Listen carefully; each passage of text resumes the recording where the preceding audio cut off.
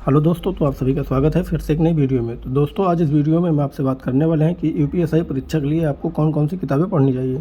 क्योंकि आप लोग टेलीग्राम पे बार बार मैसेज करके मांगते रहते हैं कि हमको ये किताब दे दीजिए, वो किताब दे दीजिए। तो इस वीडियो में हम आपको बता देंगे कि आपको कौन सी किताब पढ़नी है और कौन सी किताब नहीं पढ़नी है, क्योंकि आप लोग किताबों के चक्कर में ज़्यादा परेशान होते हैं। तो आपको बहुत सारी किताबों के चक्कर में नहीं पढ़ना है, सिर्फ आपको एक किताब पढ़ना है या दो किताब आपको उसी से पढ़ते हुए चले जाना है। आपको उसी किताब को बार बार पढ़ना है। आप ज़्यादा किताब के चक्कर में पढ़ेंगे तो आपको बहुत कुछ छूट जाएगा। तो बिना देरी किए चलिए वीडियो को शुरू करते हैं और आपको बताते हैं कि आपको जो है कौन कौन सी किताब पढ़नी चाहिए। तो सबसे पहली किताब यह है यूपीएससी उपनिरीक्षक के लिए, जो इसमें मूल विधि और संविधान दिया गया है। ये घटना चक्र की आती है। आप संविधान के लिए और मूल विधि के लिए ये वाली किताब पढ़ सकते हैं। बाकी जैसे आपको पता है कि मूल विधि के लगभग 7 से 8 क्वेश्चन आते हैं और संविधान के जो है 16 क्वेश्चन लगभग आते हैं। दोनों मूल विधि और संविधान मिला के लगभग 24 क्वेश्चन हो जाते हैं। तो आप मूल विधि के लिए ये किताब बढ़िया पढ़ सकते हैं। बाकी संविधान भी इसमें से कवर हो जाएगा।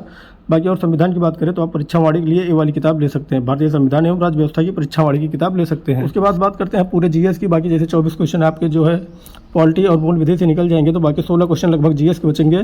तो आप इस एक किताब से ही पूरे जीएस को जो है कवर कर सकते हैं। तो अगर आपके पास ये वाली किताब है तो आप ले, ठीक है, आप इससे पढ़ लीजिए। या आपके पास लूसेंट है तो आप लूसेंट से भी पढ़ सकते हैं। बाकी अगर आप नई किताब लेने के लिए सोच रहे हैं तो आप नई किताब ये वाली ले लीजिएगा।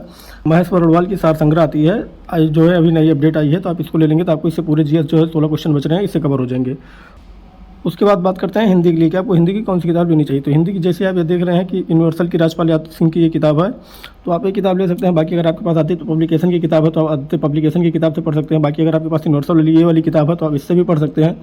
बाकी अगर आप नई किताब लेने के लिए सोच रहे हैं तो आप ये वाली किताब ले लीजिएगा। अभी इसका नया 5वां संस्करण आया हुआ है, तो आप इससे भी ले सकते हैं। ये बढ़िया किताब है। बात करते हैं कि आपको प्रीवियस ईयर क्वेश्चन कहाँ से मिलेंगे, तो आप बहुत जगह परेशान रहते हैं कि इनकी किताब ले लें, उनकी किताब ले लें। तो आपको कुछ किताब नहीं लेनी है, आपको सिर्फ प्रीवियस ईयर के साल पेपर ले लेने हैं। आप किसी भी पब्लिकेशन का ले सकते हैं, जैसे यहाँ यूथ पब्लिकेशन का दिखाई दे रहा है। बाकी आप किसी भी पब्लिकेशन का जो है प्रीवियस ईयर ले सकते हैं, क्योंकि प्रीवियस ईयर में कुछ बदलने वाला नहीं है। सबके लिए प्रीवियस ईयर सेम होते हैं, सबके क्वेश्चन सेम होते हैं।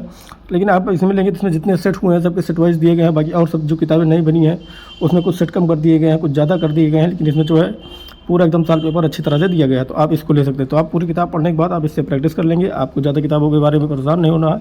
आप सिर्फ इतनी किताब पढ़ेंगे तो आपको जो है अच्छी तैयारी हो जाएगी और अपने आसानी से जो है यूपीएससी का एग्जाम निकाल सकते हैं। तो